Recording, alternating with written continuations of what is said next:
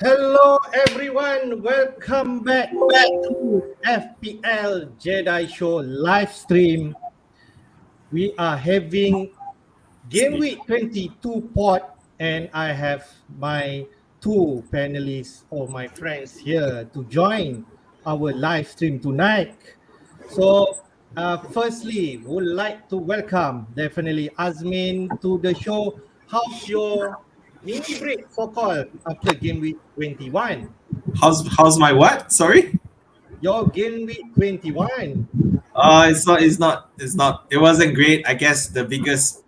Well, I wouldn't say the biggest. I would say the only mistake was not captaining Mr. Haaland.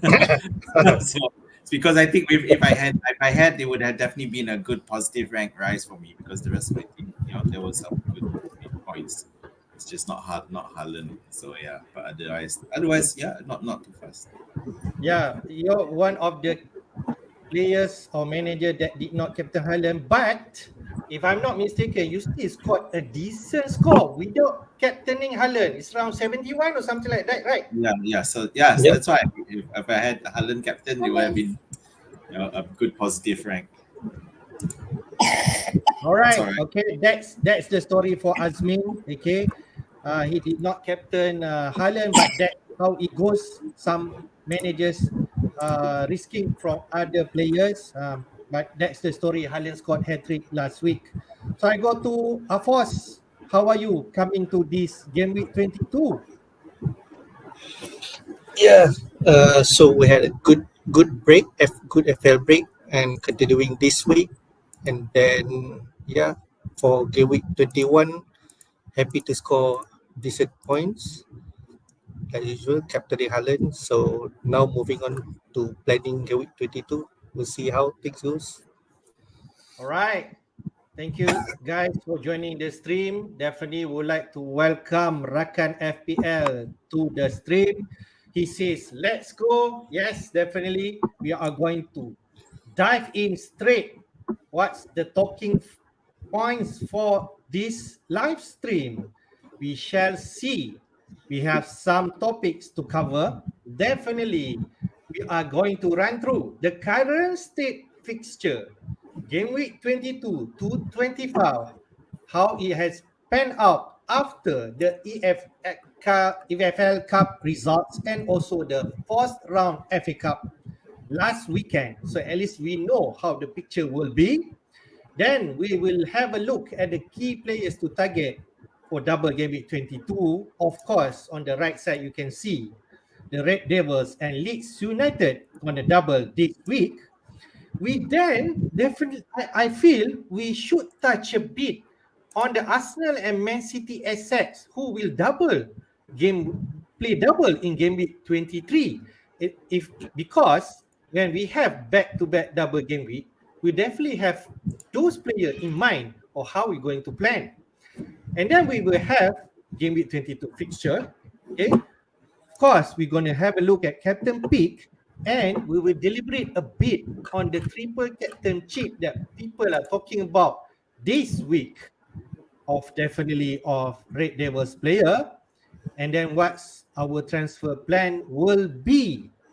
But before we go to the talking points, would like to share also that yesterday was the transfer deadline day for January, and there are some significant or notable deadline day deals, okay, that we can talk about a bit, of which my club has secured the most, called the breaking record signing of 120 million euro, but in terms of pound, 106 million.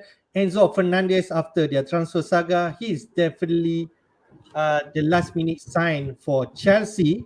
Okay, but I'm not sure whether it's already officially announced. Okay, but that's the most notable deadline day. Okay, I'm excited of that signing. And then at the same time, Jorginho from Chelsea, I don't know, this could be coming to a surprise, but it could be a bargain deal for Arsenal, of which they managed to secure Jorginho at the last day of January. Hakim Ziyech moving loan to PSG, but I'm not sure whether is something that has been announced, because there's also rumors that this might not happen at the last minute. Okay, Marcel Sabitzer loan from Bayern Munich to Manchester United. Okay, then Poro from Sporting to Spurs on loan, but I think the most significant ones in terms of FPL, Cancelo has actually been a surprise short move from Man City to Bayern Munich and gonna cause some trouble to most of the managers who still own Cancelo. So I go first to Azmin. Maybe you want to comment a bit on the deadline day transfer. Are you on mute, man? Yeah, Chelsea. Okay, the Ziyech deal apparently it's been botched. It's been screwed up, and Yeah, rumor it didn't has happen, right? apparently Chelsea screwed up by not sending the signed document, or Yeah. or did they I think did it was or- 3 times, right? and then they did sign. Apparently, they did send it, but it was unsigned, or they sent the wrong attachment. So I don't know. Sure, apparently PSG are furious, and they were really upset about it. But yeah, anyway, he's the ex back at Chelsea for now until I don't know. I doubt there'll be a, I doubt whether they'll allow him. I doubt the league will allow it again now. I don't know. But yeah, I think Fernandez. Yeah, so I think we're familiar with how some of these players who's a half night after the World Cup, and that's Enzo Fernandez for me. Yeah. So and we do know that Chelsea's are not quite stable. Chelsea squad, so we do not, Fernandez will be able to inject some stability to that midfield. We'll see, because it seems to be a like because Jorginho is moving, which for me is a huge surprise, moving to Arsenal of all clubs, another London club, not just a Premier League club, but fellow London club. London, So some changes for Chelsea, I guess. Having said that, there's I know there's a long list. I don't want to talk about Cancelo. I'll let maybe I'll pause. I'll talk about that, because there's plenty of other interesting deals, and because when you look at teams like Wolves and Southampton, who are they're not doing too well, or they could be better, but apparently Wolves supposedly they talked about signing about 6 players, and they got those 6 players, and it's proper signings, as in filling the spots that they were looking to fill, for example. Then you have Southampton, who also are not doing too well at the moment, but apparently their signings are astute, so it will be interesting to see how those pan through. All right. So I think that's the most notable, but would like to go to Afos. Maybe you could share lights on Marcel Sabitzer move, if because at recent news that he's going to be out for quite some time until April, and I think this is the loan move that Erik ten Hag is looking at to improve the squad. Yeah.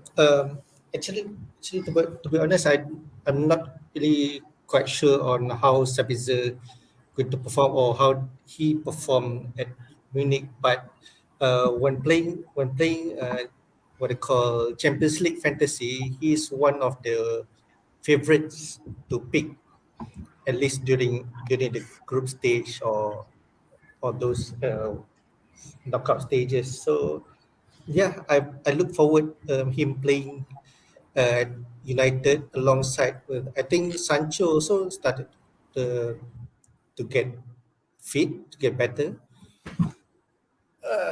Yeah, and yeah, like Cancelo City to Munich, I think is, I don't know, maybe expected, because he's not playing that much, and maybe to Pep he's like losing motivation to win more, I guess.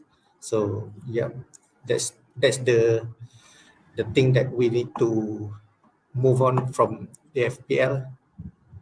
Okay, I have Cancelo in my squad, and he's definitely going to be moving out this week. There's a red flag to that player, but maybe I touch a bit, because managers also have Matt Doherty, who actually make a loan move to Atletico. That also maybe a surprise one. And Yeah. if manager has Cancelo, and I believe Afos, you have Doherty in your The, squad. yeah. So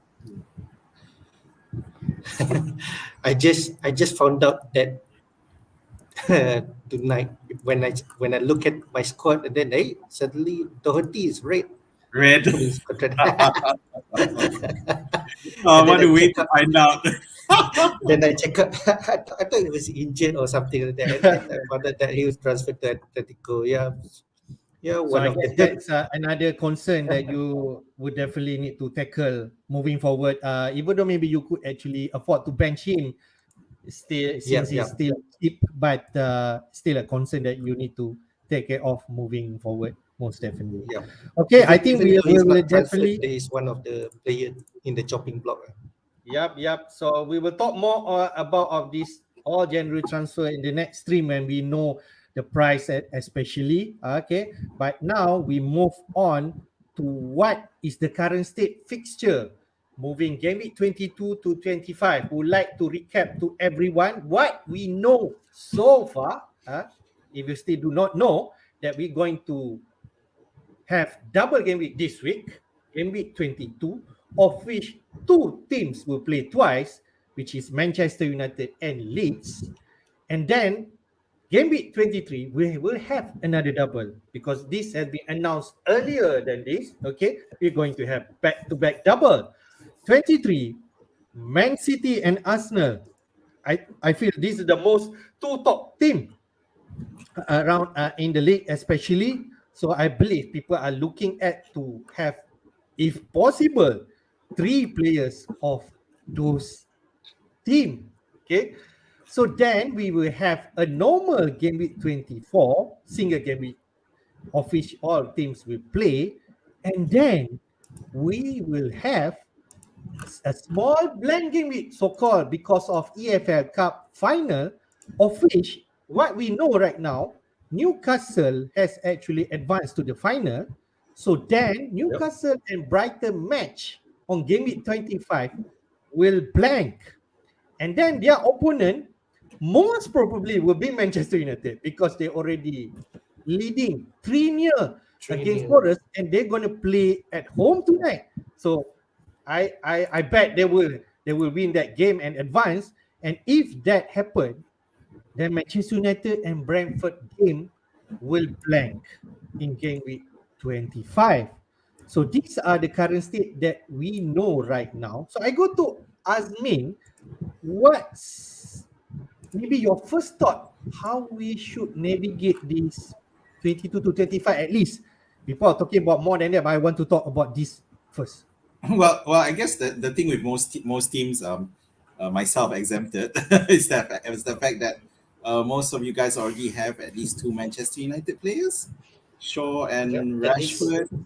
Yeah, Rashford and Shaw, at least. yeah. So Shaw and Rashford. So you guys are pretty much set for that game week 22. It's just a question of whether to add a third Manchester United player or another Leeds player. Now, of course, the risk there is that Leeds themselves have strengthened a bit. They've made some transfers which could, because given the position and the problem that they're having, these transfers could go straight into the team.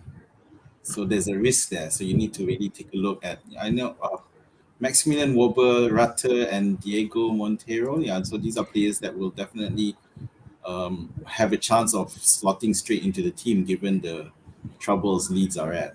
So that's a risk that you need to consider. For Manchester City, Arsenal, so let's face it, the problem there is that the second match is that they play against each other. So you begin. I'm sure people have at least, well, Haaland, Haaland aside, probably have KDB. And the problem we've seen with Manchester City is the midfield that it's in a bit of state of flux. We don't know who's going to play at some point. So Arsenal seems to be the place to go because their team is pretty stable. You've got the Martinellis, the Odegaards, the Nketiahs, all, and Saka's all pretty much assured of their starting spot. So I would move to the 23rd. Now, just quickly take a look at that 25. So obviously, there's some time to prepare. Newcastle, Brighton, and the problem there is, of course, the fact that Newcastle and Brighton have great form, have decent, good form, and so which means that people have these players in their squad. So there's a lot of preparation there, you know. So for example, Brighton, people who brought in that Japanese guy, and then for Mitoma, there you go. And then for Newcastle, the Almirons, there's still plenty of Almiron people outside. Well, you know, I'm one of them, and I have three. Same. Newcastle. I have 3 Newcastle assets in my squad, so that's something I definitely need to plan. And of course, the worry is, of course, for those of us with Manchester United assets, is Manchester United will blank there. But that's 3 game weeks away, so you know, I think you can start working on it. Yeah, I feel the plan should definitely come. How we going to take it from now, game week 22, and then plan. We need to have a plan and strategy. So I will go to Afos. When you look at it, what do you feel the right strategy should be when tackling this? Yeah, of course. In terms of planning, you gotta plan your transfers for. Yeah, it's either you want to use your free transfers or maybe take a hit in one of the double game week or the blank game week.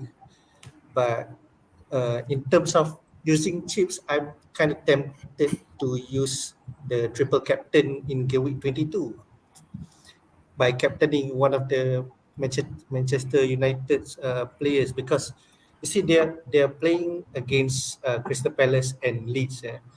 If you look at the stats that after the World Cup, shots conceded inside the box, Crystal Palace and Leeds have the most shots conceded inside the box. So these are the 2 teams that the United will be facing in 22. So yeah, kind of tempted to use the triple captain chip there, and then of course after that 23 to 25 maybe start to take out United players just to maneuver the game week 35, because they are having blank. Maybe transfer one or two, try to bench them. Of course, at the same time, you try to maximize Arsenal players in game week 23, because by now City, most managers I think will pretty much have 3 by now. Okay, maybe yeah. they have at least one Haaland or Yeah. one of the Man City asset. So I think is actually timely when we want to plan this. My thoughts is Afos and Azmin. Okay, if we have opportunity, we'll try. Definitely, Mendes will try to at least triple Manchester United asset on game week 22. Okay, if possible. All right. There's some transfer that you need to take care of. Maybe we can take some hit on 22 or even another hit on 23. Okay, and possibly in 25. But the planning is like that. And then game week 23, most probably people will try to fit in 3 Arsenal and 3 Man City assets, if possible, as much as possible. I think that they will do. Okay. And then game week 24, you just maybe save your transfer before you plan on game week 25. From here, you can see we know Brighton are high flying right now. And then most probably people will want to get in some of the Brighton asset. But with the game week 25 coming in, you have to think like most probably you have, say, Shaw and Rashford. There's that 2 players that you're going to have Manchester United asset. Then most probably you have Trippier. So you have 3 players that you're going to manage in game week 25. That 3 players you're going to bench already. Then you have to think whether you can field 11 players or maybe you can afford just to play like 9 to 10 players in game week 25. That could be another strategy that you can go. Another one that maybe people forgot about that, because Newcastle player, if not 1, maybe 2 double up in defense. People already have. If not, triple up with Pope in goal. Okay, and Almiron, like Azmin did touch in midfield. Okay, that's the most common one that we need to navigate. But at the same time, we still remember Tony, also another prospect. Let's say people are having him. I can't recall how much ownership that he has, but I believe it's also high. So if they say 30%. so if people have Tony and confirm that Manchester going to advance to final, then that's another issue that you need to tackle. So we need to be careful, unless like Azmin, he might say that never mind, just take hit every week, then you should be okay with it. That could be another strategy, but I believe as much as possible the season manager or the experts would like to take the most least hits and navigate the right way to tackle this. So Okay. So because one thing that I was considering more, the more I look at it, is that for people like me who don't have enough Manchester United assets, or even only just one Arsenal asset, I given the state, I am wondering whether there's a possibility of wild carding. So at the same time, I'll get rid of my 2 Newcastle players aside from Trippier, get in Manchester United players now, get in Arsenal players now.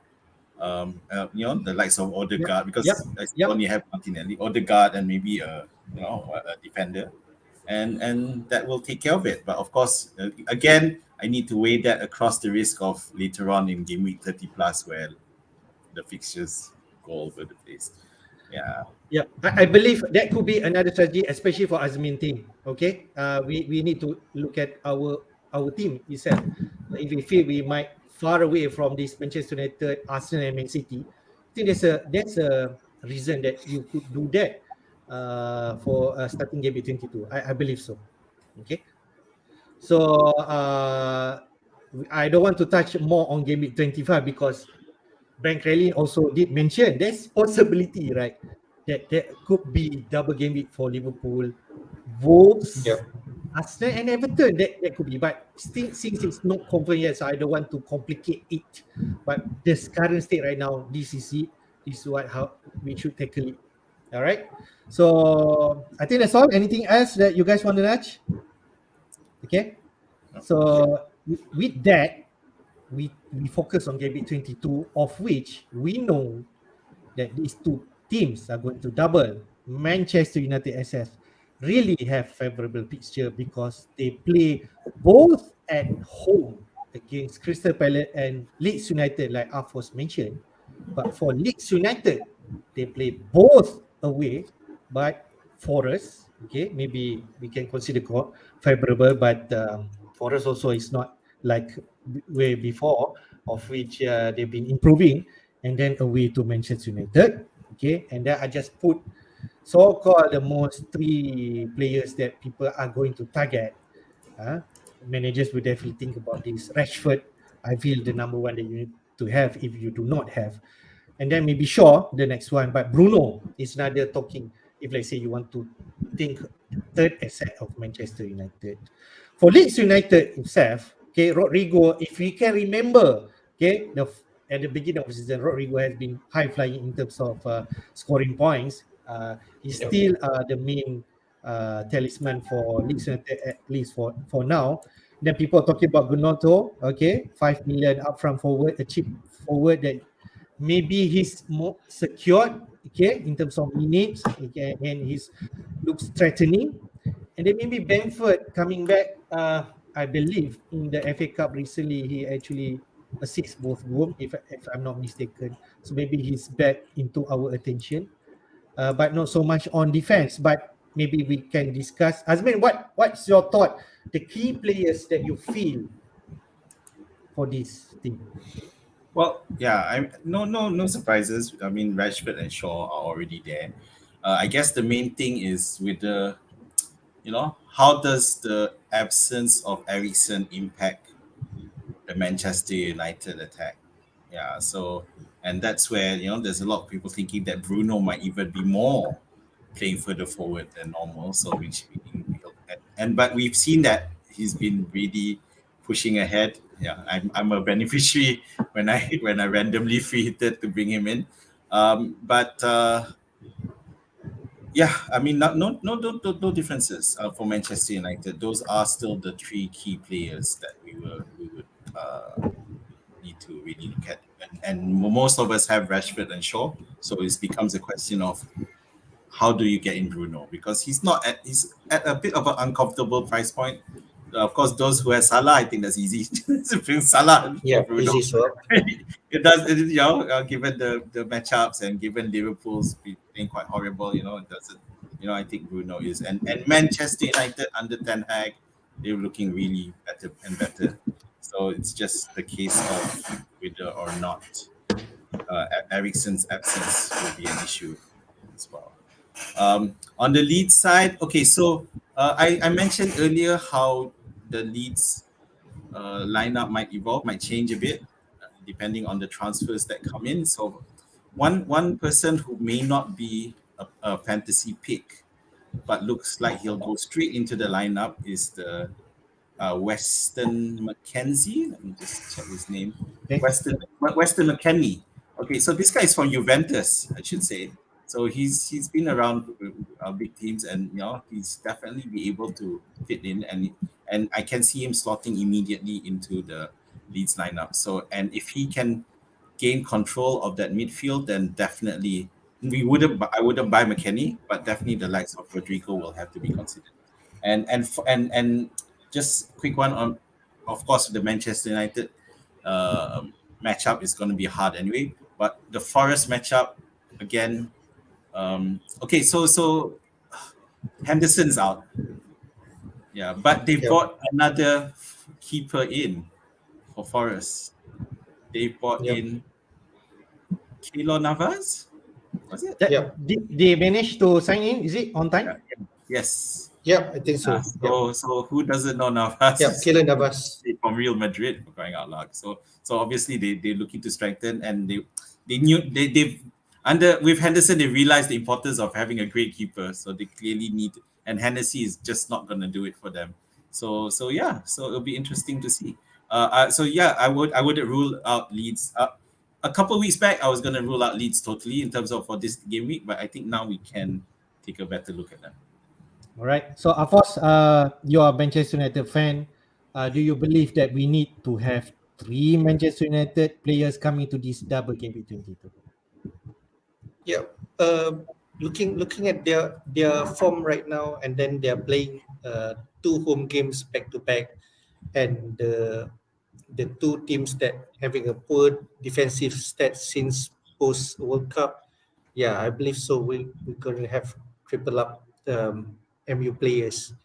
Yeah, like just now has been said that by now we should have these 2, Rashford and Shaw. It's just a matter of how we bring in Bruno Fernandes in, and for sure people at least like for me, for my case, I have 2 free transfers. I'll need to let go Kane and bring in Fernandes easily there.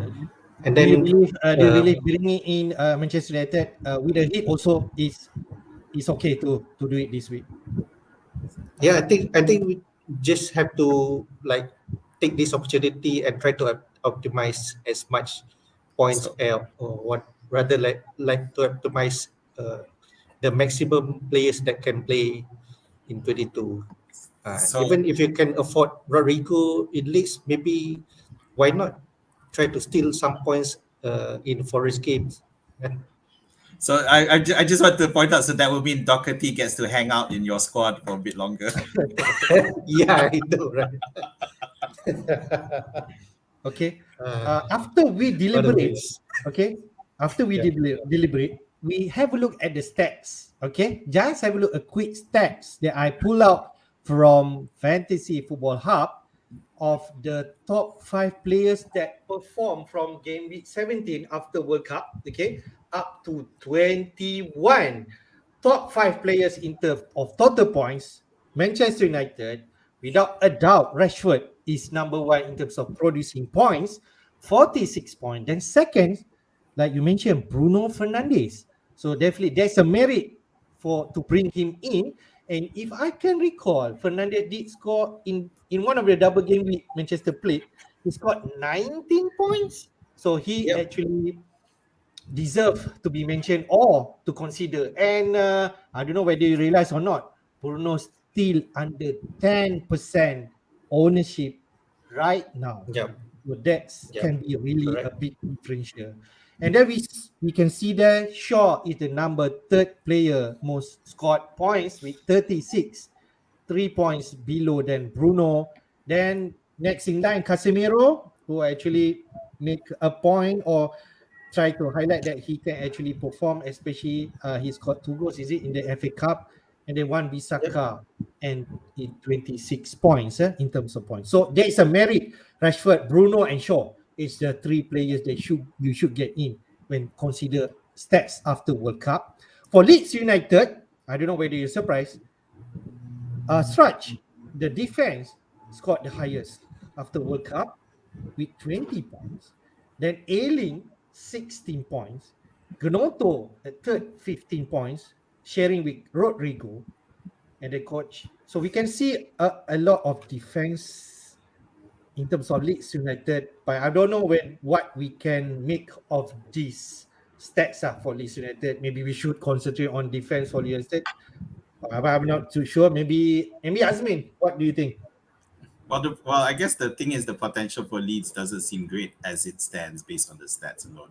Simply because the I don't know how long your Manchester United key players list that you have past Bisaka, but even at Bisaka, he's scoring more than the top scoring Leeds United player. So definitely your priority should be to triple up on Manchester United assets and then see what you have left. Alphonse, so you, because you said you were planning to sell Kane to bring in Fernandez, that means you'll need a striker. So Nonto would be a possibility for you. I think you can afford him. I think so too. But is he a clear I have starter? other plans. Is he a clear starter though? If I'm not sure, mistaken, I think Gnonto play 90 minutes like the Okay. past 3-4 games or something I've seen him play. He's a bit of a fiery character. I when I look at him, he seems to sort of can easily get a yellow card because he doesn't he doesn't shy away from things or confrontations. He has no problems. He's a small guy, but he comes up, he just talks to So Just a bit in terms of minutes, like you mentioned, after World Cup 17 to 21, Gnonto play 19 minutes in 4 of those games. So that's how crucial Gnonto to the lineup. But you did mention, Azmin, after the January sign up, maybe there'll be some minutes. maybe, but I think he's at the moment his starting spot is a shirt lah. Yeah, I think it's that midfield part where that McKennie definitely comes in, and then we'll see how the rest goes on. All right. So, Afos, maybe quickly, what do you think from these stats? Now you're really convinced that Bruno that you need to bring in for the third asset. Yeah, based on this, of course, the first 3, Rashford, Bruno Fernandes, and Shaw is definitely the first 3 picks from the United.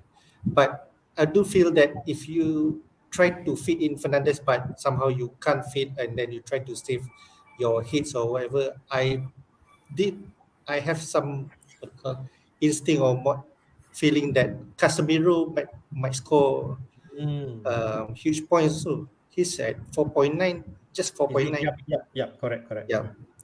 There could be another option. Okay, Rakan FPL did ask this. Maybe I just quickly show. Maybe he did mention in terms of combo, Shaw, Rashford, and Bruno. Like we mentioned, the top 3. But can we consider like double up in defense, Martinez? What do you think, Afos?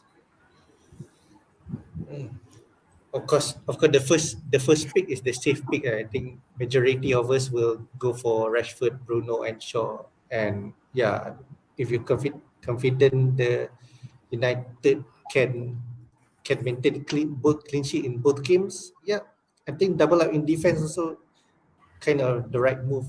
One of my friends also having that same thought that double up United is the way to go. Okay. Alphonse, I have a question though. What's the situation of Martial and Weghorst? Oh yeah, I think Martial at the moment is still doubtful. I think he's still injured. Yeah, Weghorst playing, but looking at his style of playing, I don't have that kind of confident having him as an FPL asset. Yeah, Weghorst. Weghorst, yeah. Okay. Yeah, and also I have bad history. Last time he is double in Burnley and only score 1 point each. So yeah, I don't want to bring him. Because I'm just thinking because there's this funny stat that turned up that I read a couple of days back where Weghorst has done something that Martial has not yet done this entire season, which is complete 90 minutes. Oh. So so that's why I'm wondering, is because Martial does seem to be a Ten Hag favorite, but given the continuous issues Martial is having, I do wonder whether Weghorst might be an option. So, but you don't think so because of the style of play is not quite No, there. because he's playing in full minutes because United. I don't think United have any forwards left apart from Weghorst and Martial. So at the moment, Martial injured and maybe he's not yet fit to play.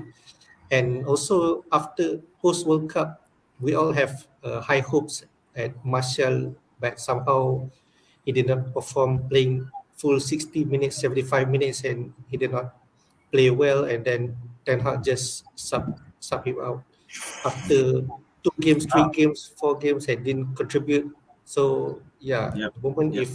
if Martial is out, Weghorst is gonna play full. It's just that his game style, I don't have that confident that he's going to score goals or a lot of goals or at least contribute to the scoring rather than compare it to Rashford and Bruno.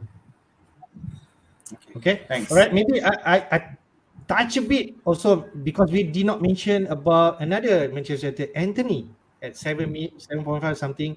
Could he be an option if you cannot afford Bruno? Of course. Actually, if I can't afford Bruno, I go to Casemiro, honestly. Okay. And Alright. yeah, Okay. that's my short answer. Okay. All right. But I believe Anthony also in terms of minutes, so we are not sure, right? He did not like complete Yeah. like 90 minutes, right? So there's another concern that I feel. Casemiro, what a signing for you guys. Yep. Yeah, I know, right? You can go to Casemiro if you do not have money. Okay, so then we go to the next topic. I feel we want to touch a bit on Arsenal and Man City assets that upcoming Gameweek 23 because we might actually bring in this player for this week in terms of like getting another second player if you like to transfer or maybe take a hit to restructure back your team. Okay, so I want to touch a bit in Arsenal and Man City asset. On the left side is Man City. Okay, we know, I don't know, this may be the most important players Man City are going to talk about. Okay, Haaland definitely, KDB the next one, but Mahrez is already coming to our attention. Definitely, his price keep rising up, and but we still can afford him because he's still below 8 million. Then Stones, maybe he's injured right now, but Ake is coming into form. Okay, to be fair, at the last FA Cup and maybe in the league, he scored a goal also. So and then we can see just a quick snapshot of Man City fixture. You can see there 22 they have Spurs, but then after that there's a really favorable fixture if you're thinking of triple up on Man City asset. 23 they double, and then 24 they play Forest, then 25 they play Portman, and 25 confirm they play, they won't blank. 26 Newcastle not so much, but then you still have February fixture. Crystal Palace 27 and 28 still questionable in terms of their progress in the FA Cup. And then on the right side, Arsenal players. Okay, there's a lot players that you can own and they're cheap enough to put into your squad. Maybe the most expensive one is only Saka at maybe 8 million plus. Okay, we have Odegaard coming up at this maybe the first pick when we talk about playing Magic the Gathering in terms of draft. Odegaard will be the first pick. Analogy. Okay, Odegaard, that's 6.97 million. Saka is another one. Martinelli not so much attention right now because he's declining when talking about delivering points. Then we have Nketiah coming in the last game week with 13 points. Then White people are already have slotting in from game week 17. And in terms of Arsenal fixture, they're really favorable. And this could be a long-term one that you need to think, which is the top three players that you want to get them in. Everton 22, Everton just came in with the new manager, but maybe they're still unstable. 23, they double, both playing away, home, Brentford and Man City, maybe the tough one. 24, Villa, 25th, they confirm play with away Leicester. 26, Bournemouth. 27, Fulham. 28, confirm they're going to play because they're not going to involve in FA Cup with home at Crystal Palace. So I think really that you need to think. Maybe Azmin, what do you think the best three and for each Man City and Arsenal? Well, yeah. So Haaland and KDB slots right in, right? So that one's not an issue. And then it really is about that third slot. The thing is with KDB, even though he hasn't really been delivering much in terms of points, but he is almost a confirmed starter under Pep, so that's why he gets that number 2 slot. That third position is really up for grabs, and I don't know if is Lewis going to be a regular, especially with now that with Cancelo gone off. It could be 3.9 million. Yeah, it could be. I don't know, but again, that uncertainty with Manchester City assets that we've been familiar across the years seems to be back again. And you see, you remember at the start of the season where Foden was given. Yeah. Now he's gone off again. No, he's So I no don't- longer in this list. Yeah. Okay, so Arsenal's a bit more straightforward. Odegaard is pretty much the first pick. definitely, and Yeah, so definitely for sure. yeah. So the question is Martinelli going to continue what he did at the start of the season, or is he going to be overtaken? So the thing with Martinelli is that in his last few games where he hasn't really delivered much, he was against 3 of the better right backs. It was against, like, it was Trippier, and then there was Doherty. I can't remember who the other one. Yeah. So yeah. I mean, not surprising that he didn't do as much. But I would say the second pick would still be Martinelli. I think Martinelli his drive is definitely there. He's determined to prove. Now, of course, the only problem is that you got Trossard, a threat to that starting place. But I think Martinelli is going to just thrive on that. I don't think it's an issue. And the third pick, I think, will go to Nketiah, actually. I think Nketiah has been stepping up well in Jesus' absence. And, and I guess the only thing that's pushing Saka out is just price, really. I think most of us have Martinelli cheap, and Odegaard is still cheaper than Saka. That's why. So that's my pick for Arsenal. All right. So if I can summarize for Azmin, his top 3 Man City is Haaland, most definitely, KDB, and Luis. Can I say that? No, it's Haaland and KDB. I don't have a third pick. Okay, all right. And for Arsenal, is Odegaard, Martinelli, and Nketiah. So you really focus on the attacks for Arsenal. Double up in midfield and forward. Okay. So how about you, Alphonse? What do you think? Okay, for my case, City, I have all 3 at the top there. Haaland, KDB, and Mahrez. I was one of the few Really lucky ones to have Mahrez as scoring 19 points. So I will not be changing any time soon in terms of City assets. But in terms of Arsenal, at the moment, I only have one, which is at the back, Gabriel. Okay. The thing is, I kind of frustrate about him is that one is because his price is 5 point something, whereas most other managers have Ben White instead.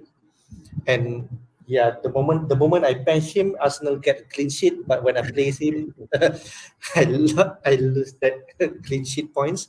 But anyway, I will be looking at to bring in another 2 Arsenal players. So yeah, that's one of the key. Who do you think points. the first and second pick of Arsenal, if you want to bring him in? Is it in midfield or forward? Yeah. Okay.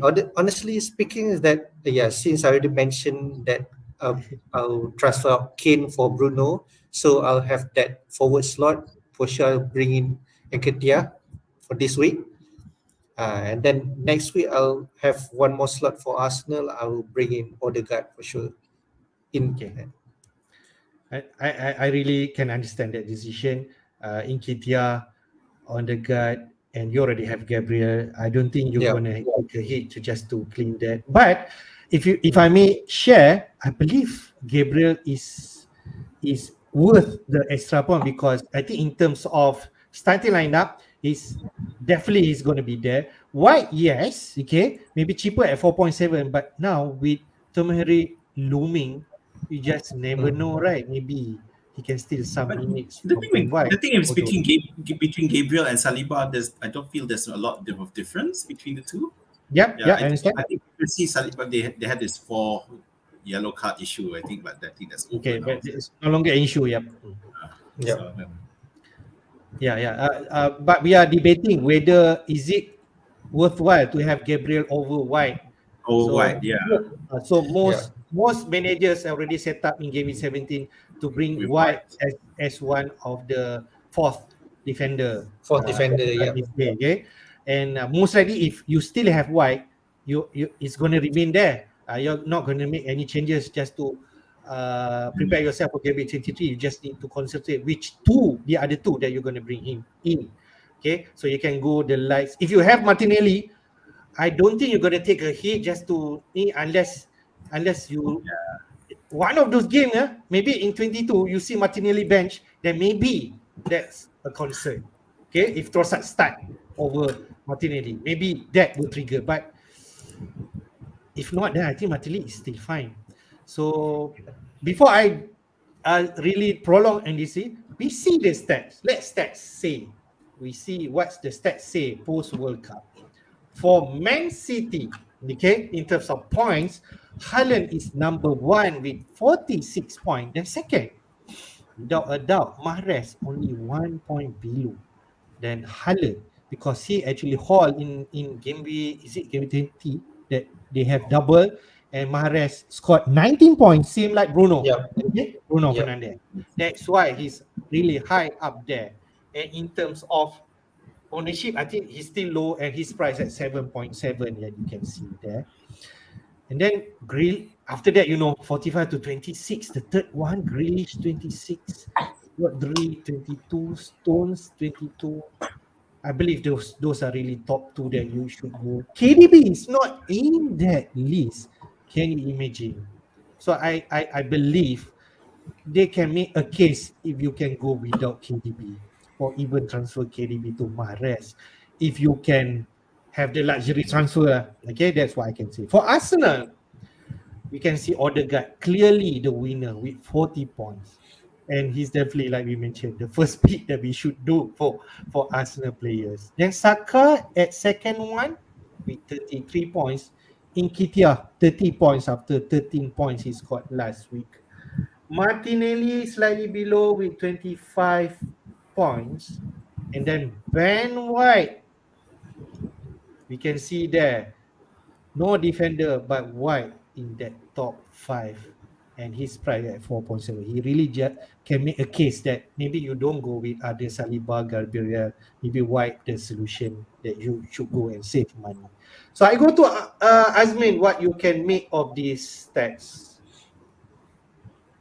Yeah, so KDB not on that list is it's something that the more I look at it, if I wildcard it, then maybe I can go without KDB, because he doesn't seem to be that. Yeah, and it's just a case. The problem is trying to figure out which of the City players will contribute. And from the looks of the current stats, and thanks with Afos, Mahrez is definitely the one to go for.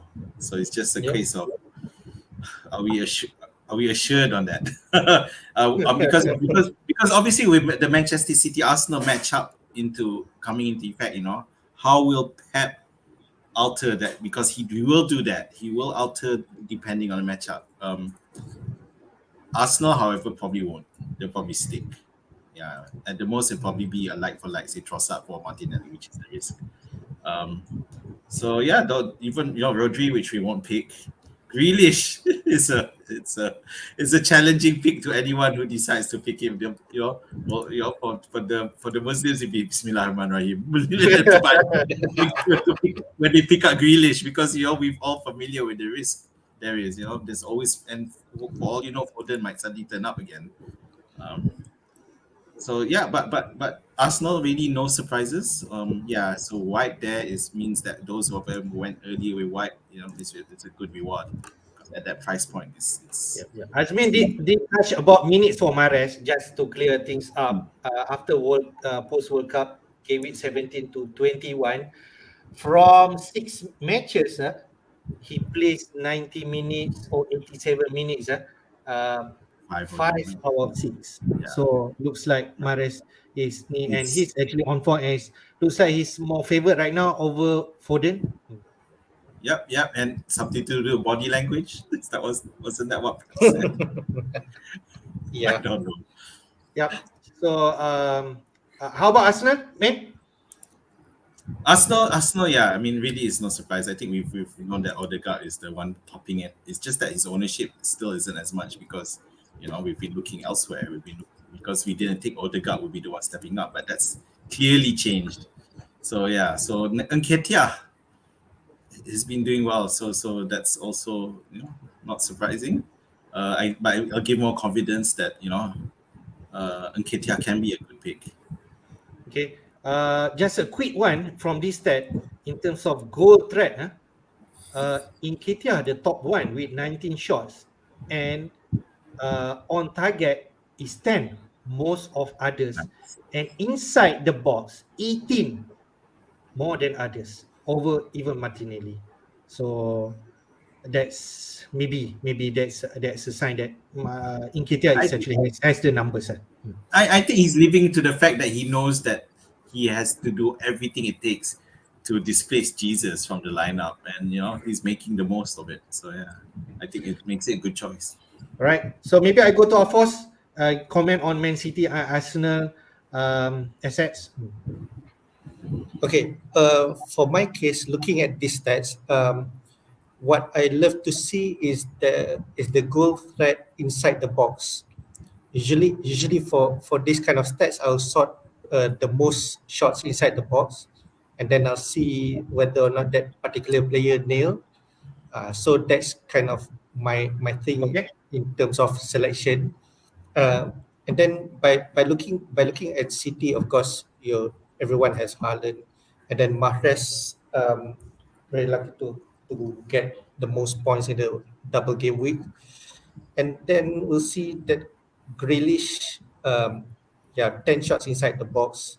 I'm not sure whether or not he's nailed in terms of starting, but just now that you mentioned KDB is not there, but if you sort in terms of shots, number of shots, KDB actually shares the same number with Grealish of 11 shots.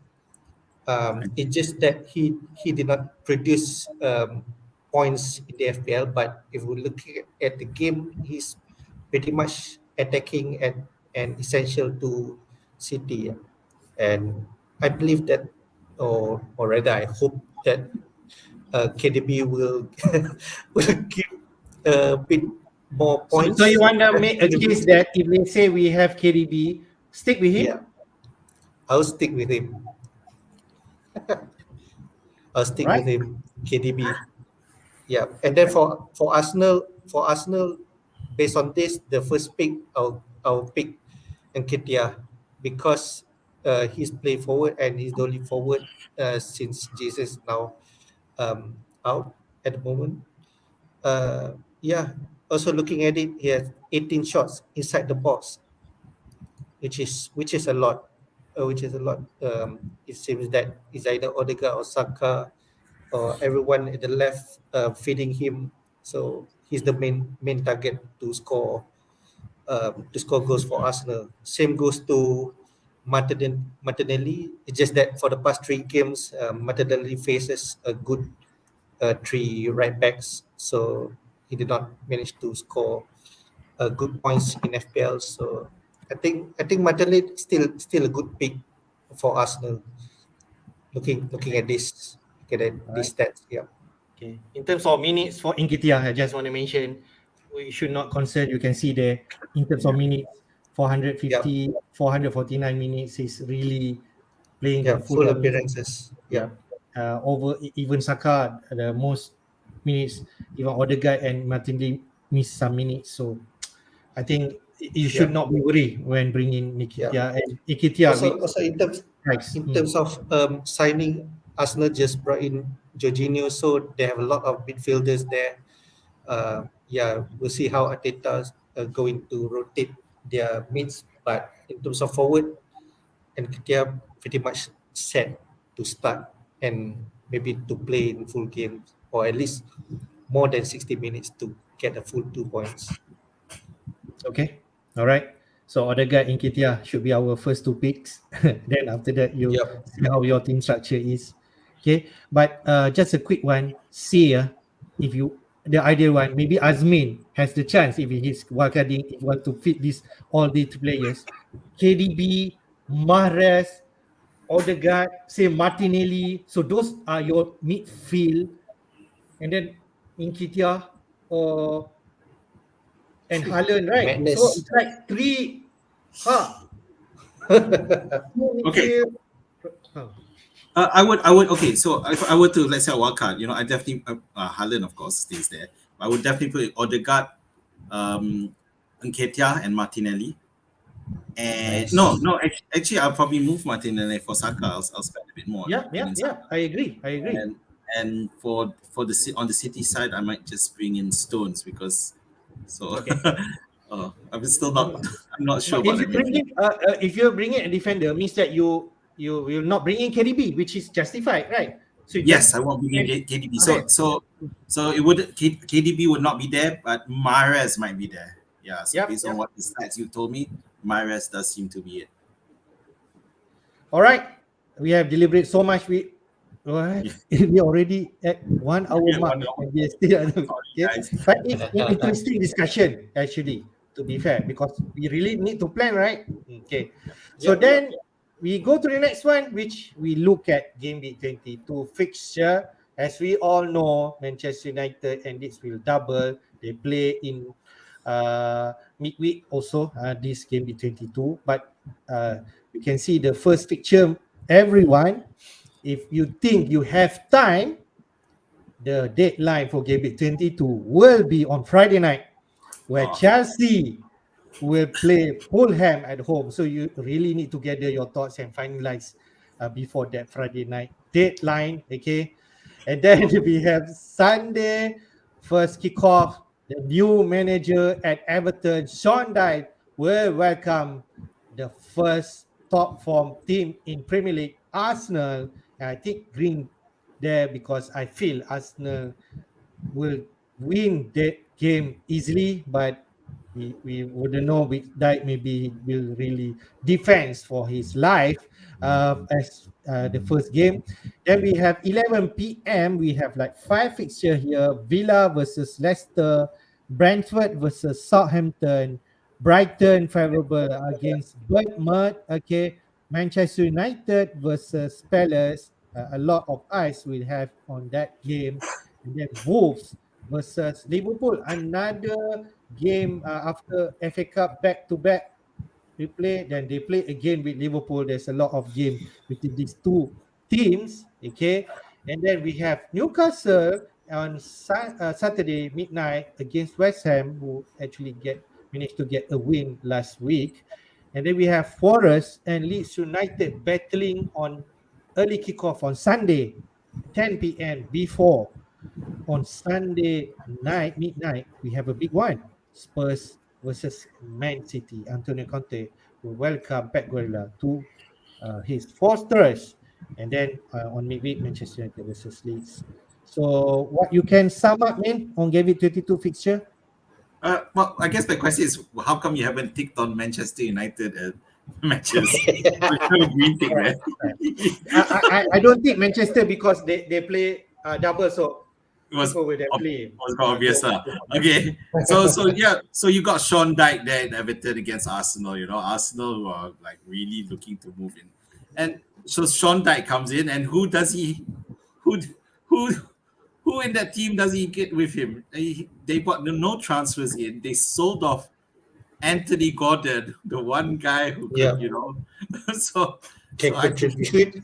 Arsenal could, and if ever there was an additional, if I needed an additional incentive to wildcard to bring in 3 Arsenal players, I'm looking at it right now. No, the thing is, you don't know what's going to happen, especially new manager effect. I just can't see it. This Everton You can't side. see it. Yeah, the I fact that can see Tarkowski and McNeil starts this game. I suppose. So. Tarkowski and Dwight McNeil, he's still there. Dwight McNeil. The Dyke fella. Yeah. Yeah. Well, also, I know this is slightly off topic, but I do wonder are Liverpool now a team to target? Have you thought about that? Right. Of course, this match isn't Wolves. Wolves. I think they did a decent transfer window, but it's still a wait and see. But if Liverpool come up short here and lose again, then I think we should seriously look at them week by week as a team to target, at least in the attack. Nothing stands out. That Spurs City could always be helped, but remember that Spurs are City's boogie team. Maybe not frequent, but it has happened. We've seen it happen. So other than that, Manchester United is definitely the team to go for if you haven't already. Yeah. So I can see that with Spurs Man City game, you might be a bit reluctant to captain Haaland, which you're gonna go after this topic, and at the same time Manchester United and Leeds United doubling. So that's the traffic that we can see the pattern right now. So of course, maybe quickly one on Gameweek 30 fixture, which one that you're looking at? Yeah, of course, the most interesting one is Manchester United games. Being a fan and also playing doubles against two teams that, looking at the stats, have poor defending since post World Cup. So those are the 2 games that I look forward to. Other than that, of course, City versus Spurs will look forward on Haaland to perform. But apart from that, pretty much. Okay. Pretty Right, much that. I'm interesting to see whether my team Chelsea, after all these signings, if they can actually win game against Fulham, and if not, Graham Potter really under pressure after, like, if I'm not mistaken, like 300 million spent for the past 2 transfer window. So we shall see. Chelsea was crazy this season. Okay, we go to Captain Pete. Normally, we don't want to speak about Captain Pete because always Haaland, without whatever stats I'm going to show you to you, it's going to be Haaland maybe. But Captain Poll, I extract from 2 sites, Football Scout and Fantasy Football Hub. You can see that the votes are going to Rashford. 74%, 75% at Scout. You can see Rashford are topping on that. Then Bruno Fernandes, 12.5%, and then Haaland. Okay, then the same. Traffic is recording at Football Hub. Rashford at 80%, Bruno 12%, and then Haaland 4%. So really, managers believe that this could be the time not to captain Haaland, even though he scored hat-trick last week. And Rashford is leading it. So, what do you think, Azmin? So I guess Rashford is the overwhelming favorite, and I don't see that changing. It's a bit of a risk to go for Fernandes, I guess. So, and then the other question is, of course, whether or not the triple captaincy might be an option. I think Eric Foss mentioned earlier that he's considering it, and definitely I would consider it too if I had Rashford. It makes sense. United playing at this theatre of dreams against 2 wobbly opponents. Yeah, definitely. And when you look at this matchup, it goes back to that double game week where people were triple captaining Haaland and Wonder, trying to figure out the rationale. Until now, I still couldn't figure it out. But I'm not one to talk my ranks a bit low. But yeah, still, this looks very, very juicy. All right. So what do you think, Afos? Do you feel the voters or the managers picking Rashford is the right one this week over Haaland? Yep. In terms of attacking stats and fixtures, of course, favors to Rashford. Even though we know Haaland can still score against City, it looks tough on paper, but we know how Haaland and City can perform. It's just that Rashford is good on paper, playing have a good fixtures and have good stats. He's at midfield, a lot of shots taken inside the box as well. So yeah, I think is the most favorite and I would say the best pick to captain for this week. Yep, I believe so. There's no reason for you not to captain Rashford. I think like 2-3 points that I can clearly see there. Rashford on form. Okay. In Yeah, terms of after post World Cup, Rashford really delivering. Okay, later we see the stats. And then fixture wise, playing both at home and the opponent is yeah, critical players. I think there's really a lot of case that you can go. And people are talking about triple captain, right? So most probably that like 600,000 managers has actually triple captain Haaland in game week 20 when Manchester City is playing Manchester United and Spurs, and he only produced 8 points. So now people are talking whether game week 22 is the right time to do triple captain for Rashford, or maybe can consider Haaland in 23 because Man City double. So I go to the next one, just a quick one, triple captain cheap. In terms of votes, if you still have triple captain cheap, would you use in double game 22? 50-50, I can say there. 50% say no, 50% did say yes. In terms of post-World Cup performance, Haaland and Rashford actually scored the same point, 46 points. The most, I suppose, right? And Haaland actually scored hat-trick last week. If not, Rashford is clearly the winner. In terms of goals, Haaland got 7 goals, okay, but Rashford got 5. Nothing assist from Haaland, but Rashford got 1. And in terms of from Football Hub analysis, okay, in terms of expected points for both players, game week 22, Rashford are expected to produce 14.3 and then Haaland 7.2. And then for game week 23, you can see Rashford 6.7 and Haaland 12.3. So that's what the expected points. And clearly, there did mention that the Football Hub mentioned that Rashford could be the right one when you're talking about whether to captain Haaland or Rashford. We have option 22 and 23. So what do you think, Azmin? I'm curious to know what were the poll results back in the game week where people were triple captaining Haaland.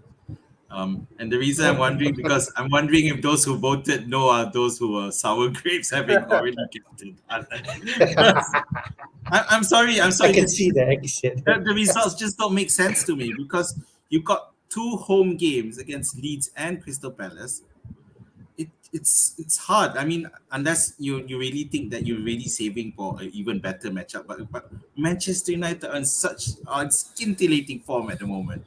Yeah, and I don't have Rashford, and obviously I'm bringing him in, but as a wildcard or just as a normal transfer. But the temptation not to triple cap is so hard not to. Okay, Afos, what do you think? Yep, same. Rashford on form, good fixtures on paper, playing both game at homes. Yeah, I think he's the right pick to use the triple captainship.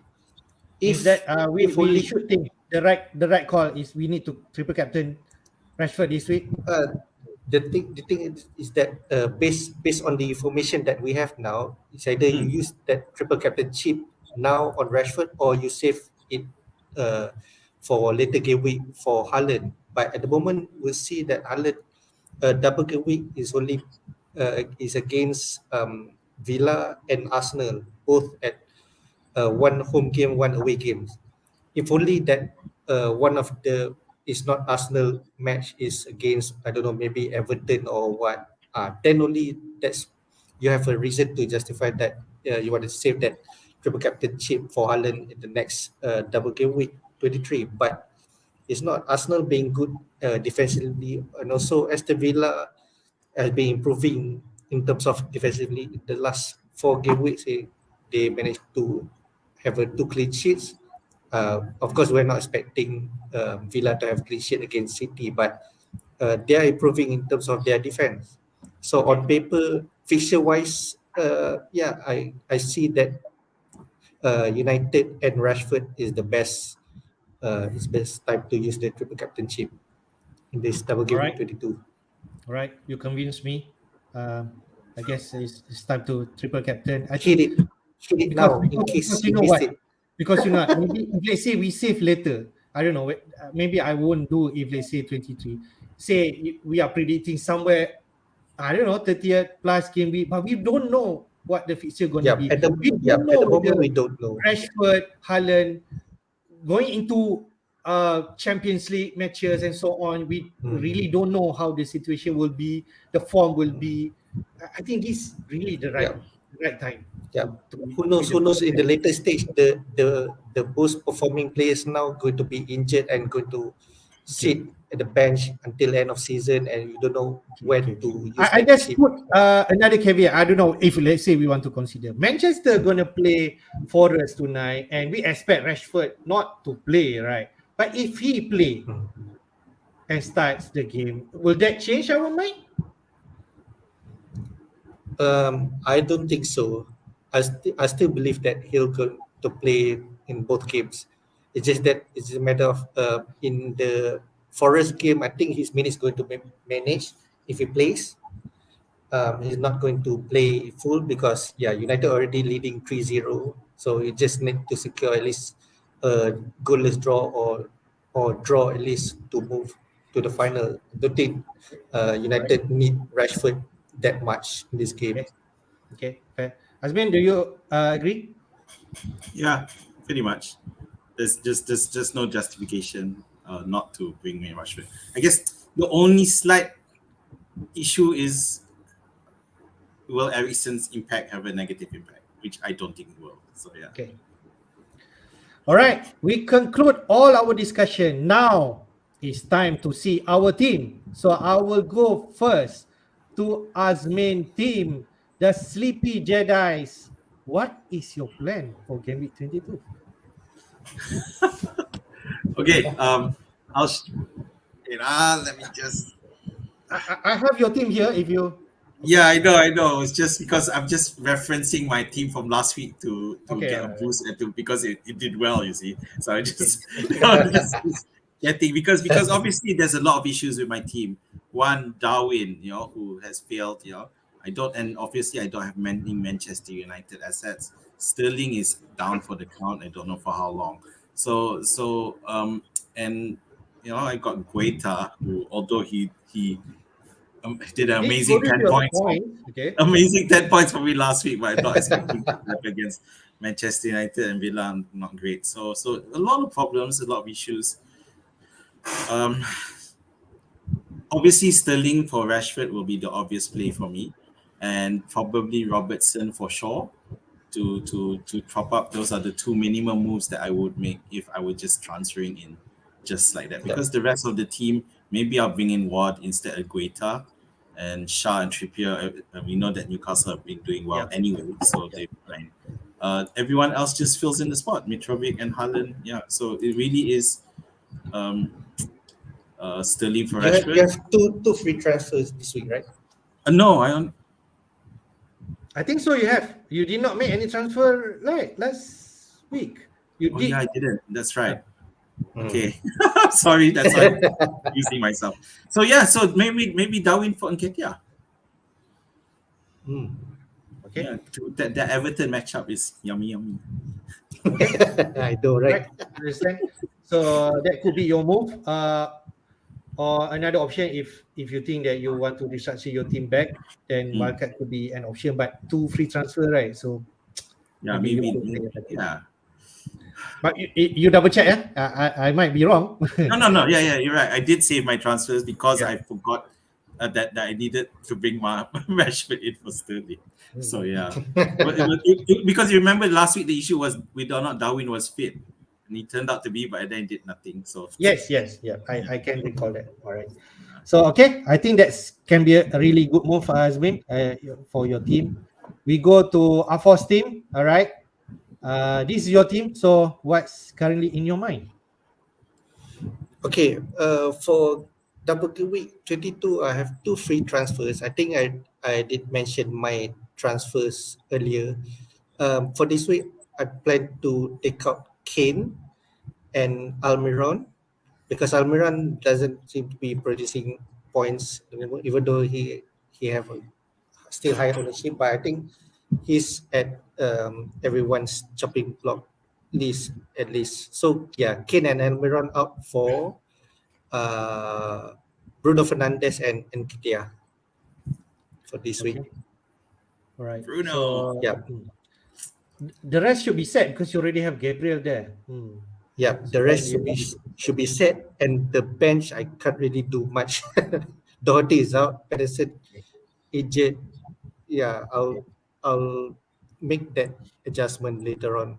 By the moment, the priority is to have triple up United and also to triple up Arsenal moving forward, and of course to have as much player as I can in Gameweek 25.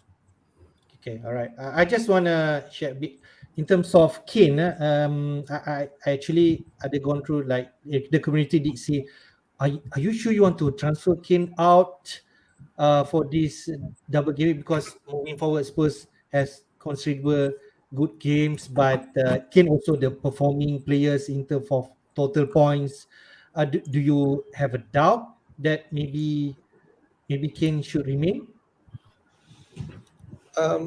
No, not at the moment because yeah, you see for this week, United playing double and a very good fixture, and also Nketiah is facing a poor Everton, even though they have new managers.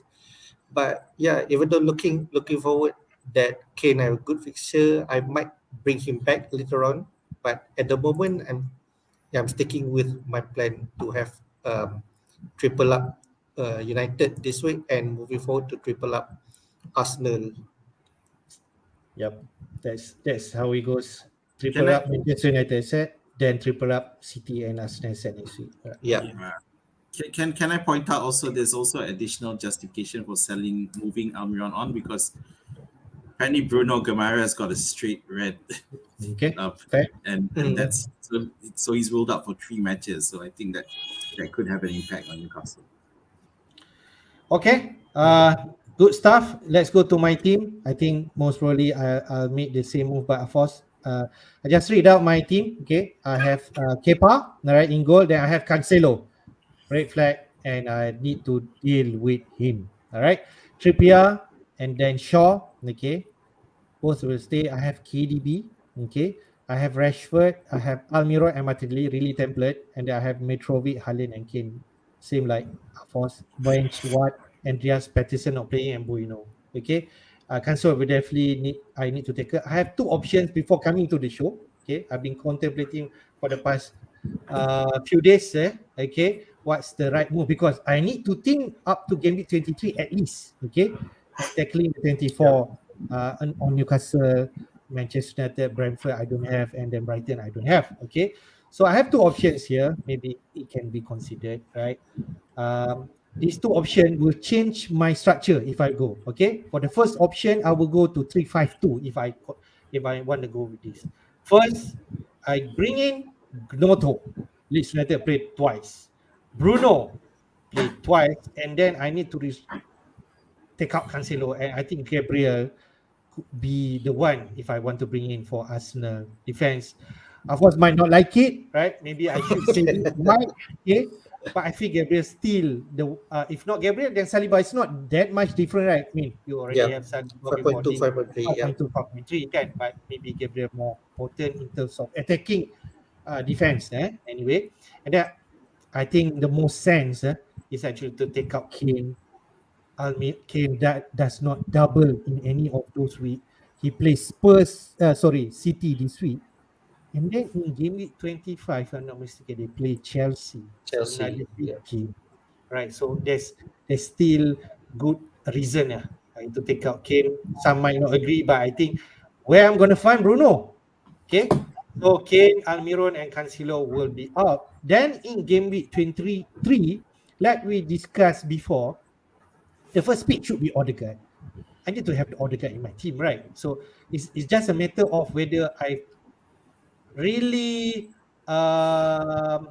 favor Odegaard or Nketiah. I most probably will keep Martinelli. Okay, that's a luxury thing I want to do that. If I do that, Odegaard and Mahrez coming in for 23, okay, and Bruno out after the double game with 22 and Andreas. So I feel like I have Do. double Arsenal in midfield, Odegaard, which is the number one, Martinelli, then I have Mahrez and KDB, and then Haaland. Okay, I will miss out Nketiah if I'm going there, but at least I have Gnonto. I don't know. Okay, in game week 22, I have extra double week with game week players, and then in game week 25, they play home against Southampton, so that can be another good fixture to target. The second option, if I consider Nketiah is the one that I want to go. Okay, because I will not have Odegaard if I go this road, right? So Nketiah in, Bruno and Gabriel still same, and Kane Almiron will be out. Okay, and then Mahrez in. Okay, week 23. I will take less hit if I go to second option. I still keep my 3-4-3 shape. So yeah, maybe first, what do you think? My options and what do you think is the best one? Yeah, in terms looking at the best one, I I would pick the second option.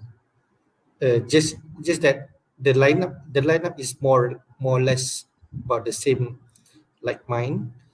But yeah, I feel that I don't think that you would want to double up midfield for Arsenal.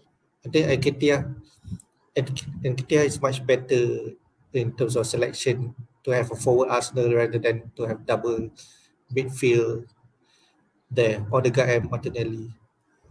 But I would not have Odegaard second option, which clearly he's the number one Yeah, right now. because you already have Martinelli, so I think Okay.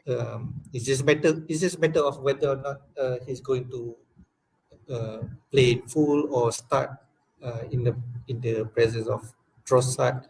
But if he's starting, I think Martinelli still a good pick. Okay. All right. Azmin, any feedback? You're on mute. Sorry. Well, I definitely like the second option because of Nketiah, but then you don't have Odegaard in the second option, so that's where the Because if I take Nketiah in, which is this week, game week 22, for sure I won't be able to get Odegaard unless I take a hit and take out Martinelli. I'm not too sure. yeah, but it's okay, I guess, because that it's just that Everton matchup you can't. I find it hard to ignore. So yeah, I would go for the game week 22. I think Nketiah definitely has a chance of scoring more points than Gnonto in one match against Everton versus two matches. Yeah, I can see that. Yeah. All right, we will conclude what I'm going to transfer in deadline stream. All right, so we actually come to our end of our stream, but we go to question now. All right, Rakan MP has posted some question. Let us see. Okay, this one regards to Brighton player Mitoma, really on form right now at home against Bournemouth or Odegaard. we really talk a lot of Odegaard. Okay, Everton. What's your feeling, Azmin, bringing Mitoma in? It's really hard simply because of the fact that Brighton blank in 25. I know Brighton are the current flavor, and we're looking at. But I do think that Odegaard. There's two reasons why Odegaard is better. One, because I think Odegaard has a better chance of can score more than Mitoma for this week, and two, because then Odegaard will double the following week. And then now there's also a third reason is because Brighton will He's blank. playing 25. Yep. Yeah, 25. So yeah, Odegaard for me. Okay, so means that you feel it's a luxury move. Okay, all right. But long term, we mentioned already in the stream, Odegaard is really a strong long term pick. Okay, touch a bit because Rakan Avia did mention, I did mention about Anthony. This one, extra mile, Bruno for a hit or Anthony for free because we're talking about fun right now. Yeah. I think judging from this statement, because he can't directly bring in Fernandez for free. We try to fit in for others. Just that I'm not sure whether or not Anthony start. I don't know. Not sure about that, but I think it is worth it to bring in a United or at least a double game week players that performs like the likes of Bruno for this case. -4, I think -4 is justified Okay, for double all game right. week. Okay, fair. We go to Azmin. Chelsea question with Jorginho leaving could harvest on penalty. It could be. This is a I think question so. for you, It's- Hafiz. Oh, it's for me. Okay, all right, fine. It's a Chelsea fan. No? I could answer this. Probably Harvest could be on penalty, yes, because he has taken it before. If I don't trust Mount to take penalty because he has missed before, so he could be after Jorginho leave. Yes. All right. This combo we did answer. I think the best combo which Shaw, Rashford, Bruno. Shaw, But Rashford, Bruno. if Yeah. you don't have money, then maybe you can think about money. But I like this one. Yeah, Azmin, because I did consider maybe we don't really take hit and be conventional a bit. KDB to Bruno and then bring him back. What do you think, man? No, simply because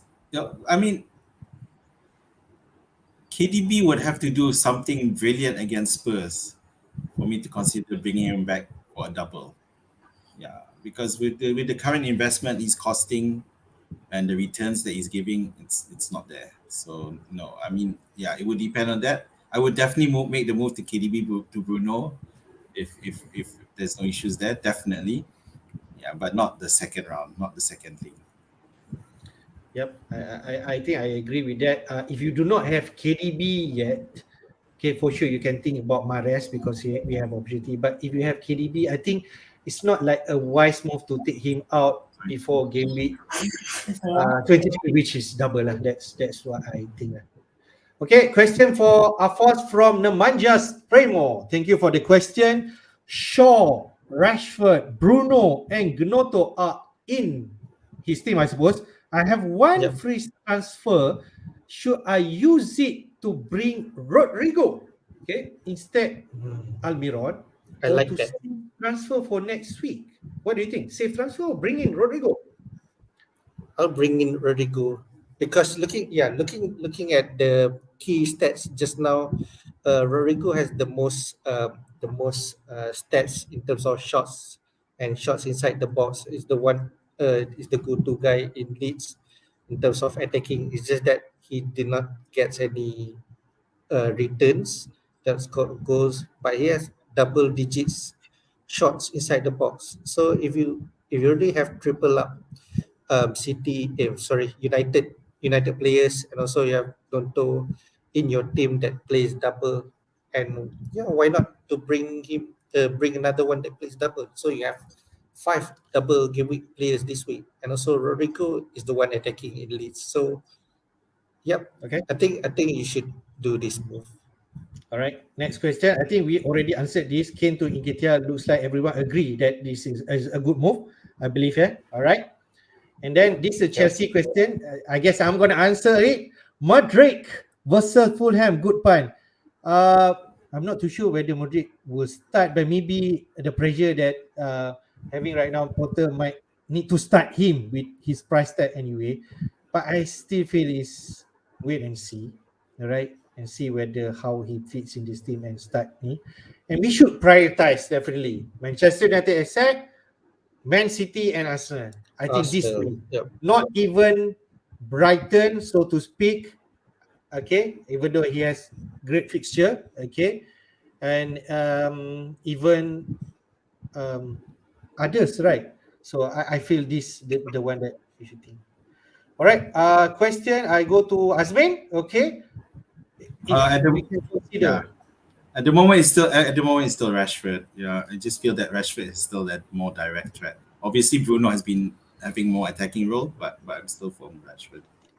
All right. Question for Afos. Okay. Which one more nailed in terms of defense? If we were to double up in defense, see, we have Shaw, Martinez, or Varane, more minutes in terms of need. So what do you think, Afos? I don't know. I'm not quite sure about this because post World Cup, both of them not starting, and then they just recently started. I think it's either one should be a good pick. Let me check. Martinez more cheaper, right? Okay, then Martinez, yeah, I think Martinez more cheaper. If you want to consider, but if I'm not mistaken, Afos can correct me. Martinez maybe if we concern that Shaw can play at his place and an option for Ten Hag to play Malaysia on left side. Maybe if you worry on that, maybe Varane is a better name. Maybe if I may see. What do you agree, Fos? No. I don't know that one is one of the strategy that Ten Hag used against City, and also because I think if I'm not mistaken during that time is just quite a few weeks after World Cup. I think Martinez and Varane still not at full fitness or capacity, or whether they just came in from break. So yeah, they have tried to manage their players and try to fit. Yeah, I think it just Shaw playing as centre back is just a temporary move. I think. Okay. All right. Martinez or Varane is either one should be good. Okay. Almiron keep or sell. Looks like everyone says sell. I guess Afos and Azmi will also say sell because I'm selling. the move. Yep. Okay. Next one. I think Azmi is not there, but for you, Afos, which two players that need to be benched this week? Bruno. Wow.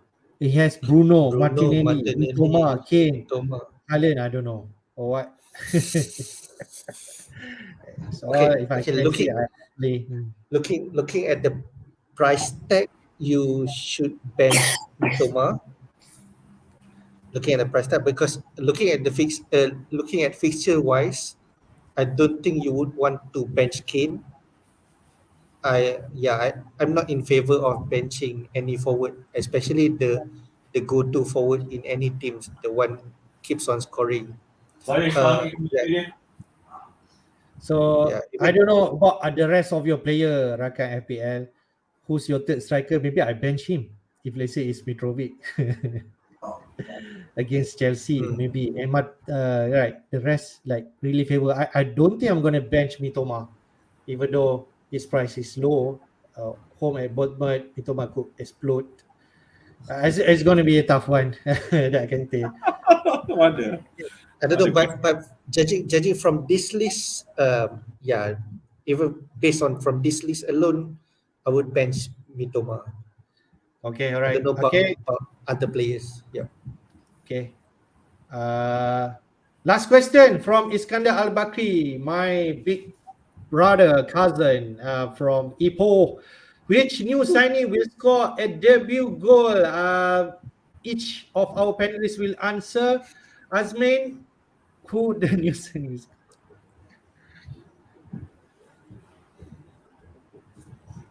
some of the new signing, like we mentioned, the Fernandez, the John Joe Shelby for Forest. okay, it's going to Forest, right? Okay, Forest really have money to sign a lot of players. Really, I think. I'm worried they don't have enough lockers in the dressing room for them. Okay, I understand. I think that's a good point. Okay, if Shelby starts, then yeah, we know what the quality Shelby can produce. Of course, any pick? Yeah, to be honest, I didn't really go through the transfer window, especially all those players that move from here and there. Apart from the big ones, of course, I look forward to Sabitzer playing Okay. and have a debut goal in his first match with Manchester United. All right. I'll say Anthony Gordon to score. He's coming in against West Ham and he scored a goal against the game. All right. Thanks everyone. The Majas Premos say thanks. Thank you for all the questions. We come to our before we go, quick one. Our FPL Jedi League, if you can join at our league code Y1 and 8EH, quickly, I know I'm on top right now after so while. With 1321, Invoker Shafiq at second right now, closely 5 points different only. At third place, we still remember Helmi Johari really topping the Jedi League main. Okay, I don't know, forgot how long. Yeah, but he's still a third. Paddy Pine, did you mention? Okay, previous Malaysian champions is at number 4. Number 5, S11 Yara Spartan, Bill Collis. Number 6, Siti Hajar, change name all unchanged. Okay, 7, 1, 2, 3 goal. Nama. 8, Sabah FC, IV4 MP. Force at 9th place. You're moving up the ladder. 1270. There's not much different until 6th place. And then Halim Rahman, AJ Rovers in the top 10 FPL Jedi League main.